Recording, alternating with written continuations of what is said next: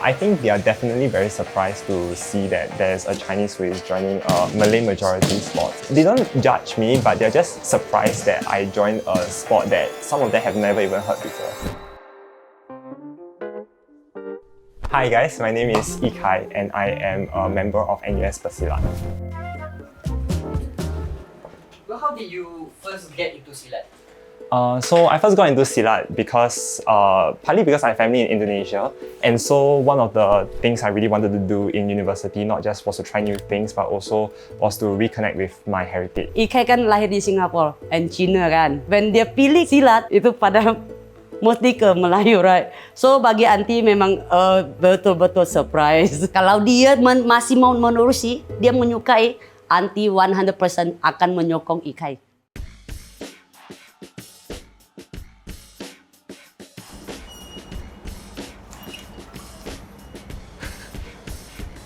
Hello.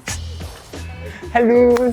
Can you introduce us to some of your teammates? So for the Regu guys, we have Haziq and Mufis. For the Regu girls, we have Dewi, Azara and Nadia. And then we have our team captain over there, who is Mysur. Every time I come to training, he's always the first person to reach out his hands to me and salam. Even though he's not somebody who's Muslim, right?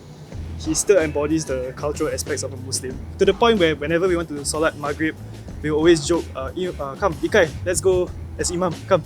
I think that his personality and how friendly he is has able to lend him a helping hand in trying to mix around with the team, and everybody loves him. I think one of the things that I really hold my peers as well as my seniors to quite high esteem is the way that they have always engaged with me with a lot of respect and also a lot of understanding and compassion as well.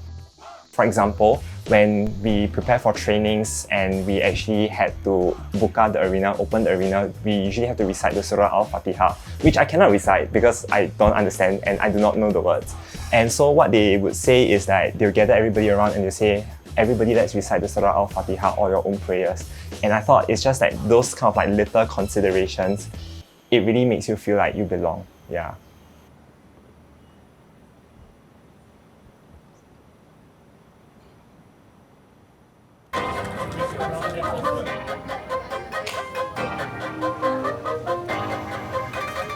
For me, when I think about silat as well as my friends in there, it's like family. They are both my biggest teachers and also my biggest supporters. I guess one thing that from the Malay culture that I think I sort of grown to appreciate over time is, for example, when they say, oh, we'll be coming for training tomorrow or the next week. And then they reply, oh, inshallah, if God's willing.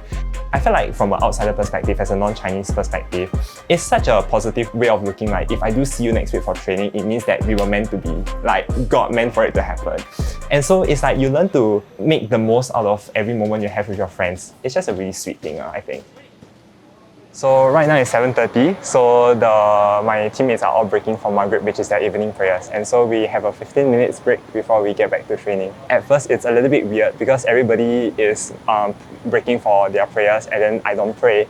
So it feels a little bit odd at first, but after a while you sort of get used to it. So now it's just like a 15-minute sort of rest time. And then you just take a break, take a sip of water, refill your water bottle if need be, and then we will just go back to training after their prayers is over.